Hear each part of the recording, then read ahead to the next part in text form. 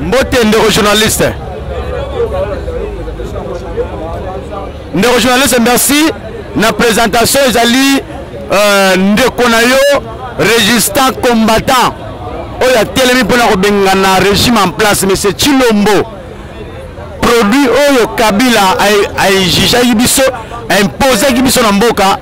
Ezali ndeko abino obo Hollande na Afrique du Sud, na Belgique, na France, toute la diaspora en général. Papa c'est wana to telemi pour combat le Mumba pour combat il y a Laurent Désiré Kabila pour te libérer na maboko ya Rwandais et les Rwandais nous ont imposé un monsieur au nom de monsieur Félix Tshilombo qu'il faut dégager.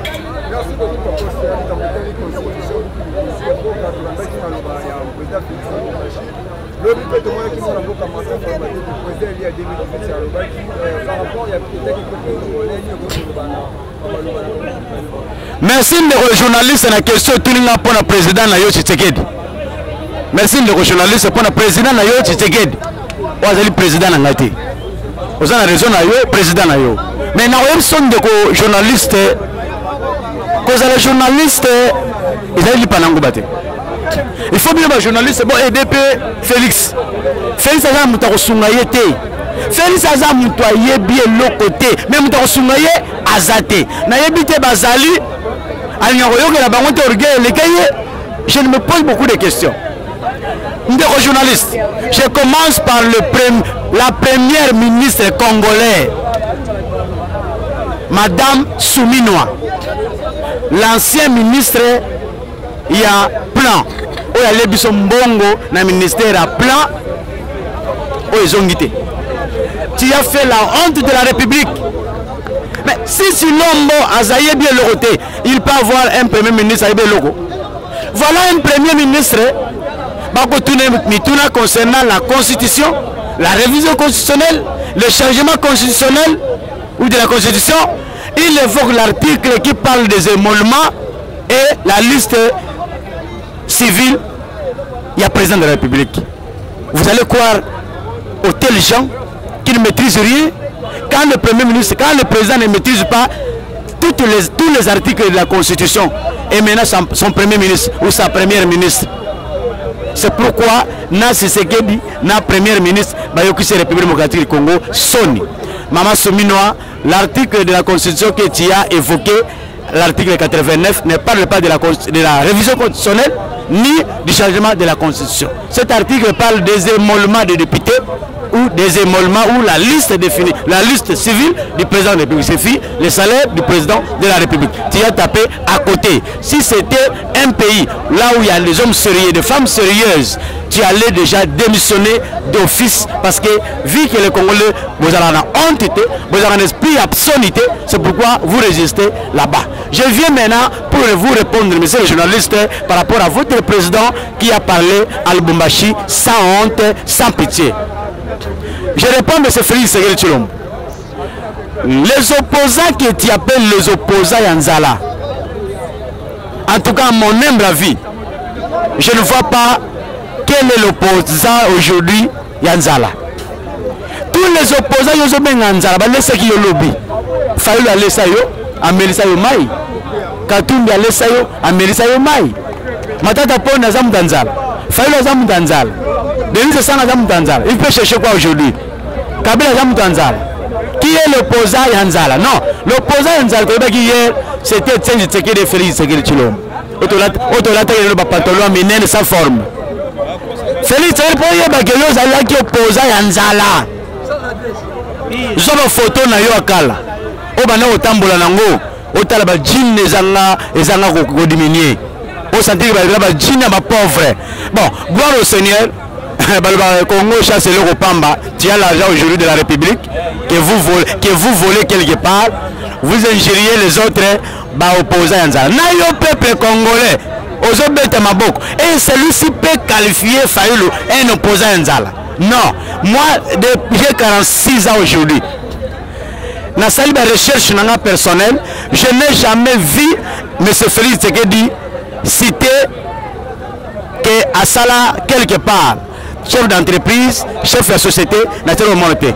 On a eu Félix, on a eu un poto, point barre. Mais il a fallu Basala dans l'entreprise Yamakas. Révision de la Constitution. Mais c'est ici à évoquer l'article 217. Mais c'est Chilombo. Ce que tu expliques au peuple congolais par rapport à cet article est faux.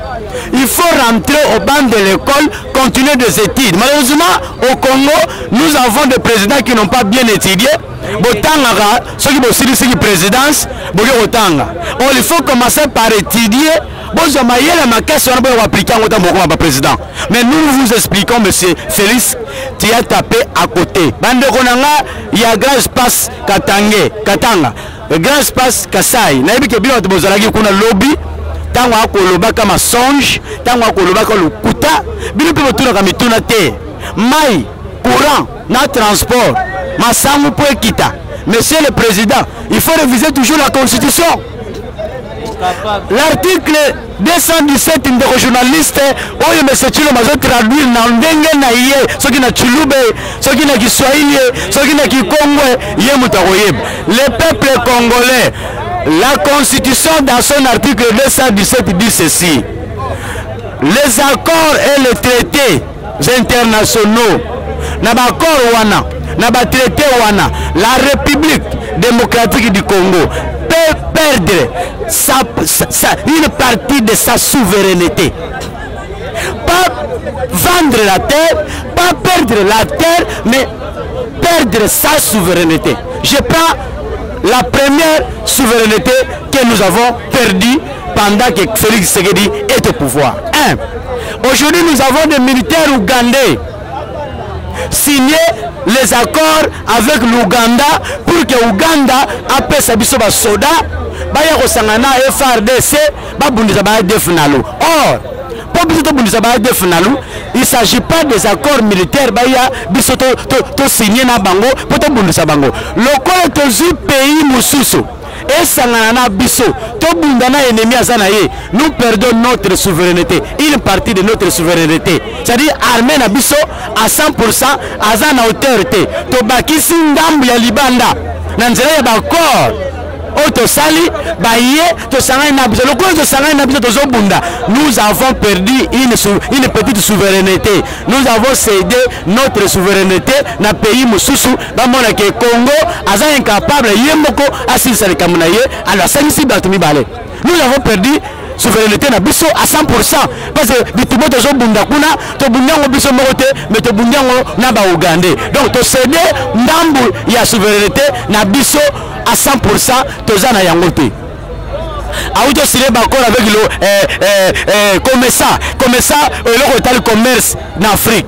Mais tu signes en route. Ce qui est le commerçant, le bibo, bon, peut se bisou ma belle, tout ça la pomme de terre, n'a pas d'accord. Congo, aujourd'hui, Congo. Tu perds notre souveraineté. Et lui, on est dans une langue, on sait que tu t'es bango ma belle. Si c'est qu'elle est en train de maltraiter, mal interpréter la Constitution, et je comprends, les gens de l'humanité, les hommes de l'humanité n'ont pas bien étudié qu'ils rentrent à l'école. Papa n'a biso professeur Mbata. Je sais que toi, tu as un niveau, et puis yonde, aux alagi pétango, va créer Constitution. Mega kotangisa mwana classe na yo oyo kabuya na mwana classe na yo oyo chilo même na sanda ate ko sala la honte de la République. Maman Soumina zonga la télévision on rappelé batoke na bosanaki, tu as fait la honte de la République. Et toi et Félix, vous faites la honte de la République démocratique du Congo. Vous allez fuir. Pour terminer, toujours dans l'idée il y a constitution. Mais c'est ce que dans le lobby, je ne vois pas celui qui va refuser, moi Félix en tant que garant de la nation, de changer la constitution. Moi je dis, le peuple a refusé. Et le peuple va descendre dans la rue pour te dire que celui qui a refusé de ne pas toucher notre constitution, c'est le peuple. Le peuple que tu es en train de consulter là, tu donnes l'argent. Sans l'argent, tu tokosasa yo tokobela bakoko na biso minduki ekobeta te minduki Félix Tshisekedi ekobeta te ce jour là soki obomi 10 tongo etali tokoya soki obomi 10 tongo etali tokoya soki obomi 10 tongo etali tokoya on verra Tshisekedi dans quel pays du monde où le président a tiré le peuple nous a bomi bango.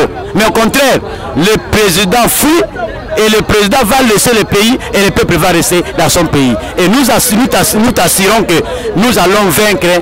Nous allons vaincre ensemble avec nos ancêtres Toko Benganayo dans ce pouvoir. Message à Joseph Kabila. Le produit qui s'appelle Félix, c'est toi qui nous as imposé ce produit.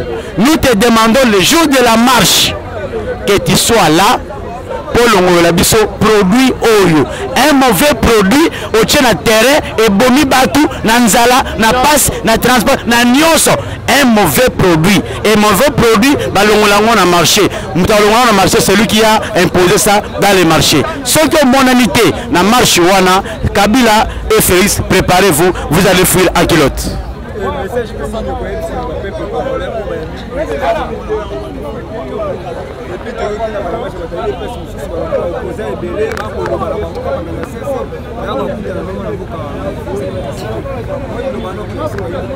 Merci Ndekolangai. Message à mon Mboka. Le président réellement élu, le président élu Martin Fayulu Madidi, qui reste le seul président congolais où les Congolais peuvent voter le sentiment dans le tricot, c'est le seul président que nous avons. Bien qu'il n'est pas le président en fonction aujourd'hui, mais il a l'impérium des peuples congolais. Il a lancé un message fort à tous les Congolais et Congolaises. Il sera devant nous, le peuple, pour barrer la route à M. Félix Tshisekedi.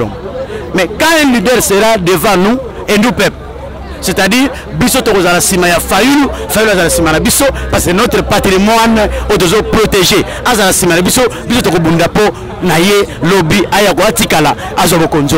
Donc, on a bien dit Congolais, Congolaises, Nyos, moi na Bandund, moi na Kasai, il y a conscience, na Beleli Bandund, moi na Kasai, Ba Congo, Congo central, Nord Kifu, Sidi Kifu. Baebo Kimi Bitumba, Baebo Kimi, Bana ya Katanga, Ozo Kosela Kamakam, Awiti Katanga, Katanga c'est le Congo, Katanga n'est pas une république rwandaise, c'est le Congo. To Sengi Bino, jour de relancer marche dans toutes les provinces, Bozala na terrain, unique pour chasser M. Chilombo. Chilombo, Chisamba, Agoyana ba arme. Chilombo, Chisamba, Agoyana Minduk. Nous aussi, Togoyana Munduk ya Bakoko. Togoyana Mabea Bakoko. Ndemo ndoki na biso mabela bokoko ko beta canon ce jour là yo policier oza tenir pasuka oliaka bien te bana no balata ka bien te tozana basa ba soda basa ba policier na ba quartier na biso otali ndenge bazolela otali ndenge bazo souffrir mais bino mibali na bango yo bako pesa munduki kitana nzela boma peuple congolais ozo réclamer droit lobi yo zala bien lobi yo zala malam oye o beta munduki ozala considéré l'ennemi à peuple congolais. Et un ennemi devant un ennemi, vous connaissez le sort. Hein? Donc, ceux qui sont militaires, c'est le moment. Bon, dans les pays africains, ils vont aider le peuple dans Bango, ils sont militaires. Ils sont militaires. Tant que militaires sont dans la population, les policiers sont dans la population. Et les gens sont dans la population. Sodo sont dans la population. Nous avons dit que nous sommes peuple. Mais muto otinda bino minduk santé na yota ninge zaina mama na bango na papa na mama na bango na bana na bango ngonga yango yo besoin conscience les militaires congolais les policiers congolais c'est le moment ce que j'ai conscience était au kokufa Kabila koseki bino bobo ma peuple congolais le loke na bino bino botere nzala le lo produit au pe Kabila yé ezokosa yo que yo mutabandendo zala contre prolonga yo mutokasai zala ko prolonga yo na ko zala pour yete o zala contre peuple mieux vaut zala contre président moi zala pour peuple parce que yo zali policier pe soda ya peuple voilà o to pesa message to zali belé message je pesa ma biso na district to bunda merci. Je ne peux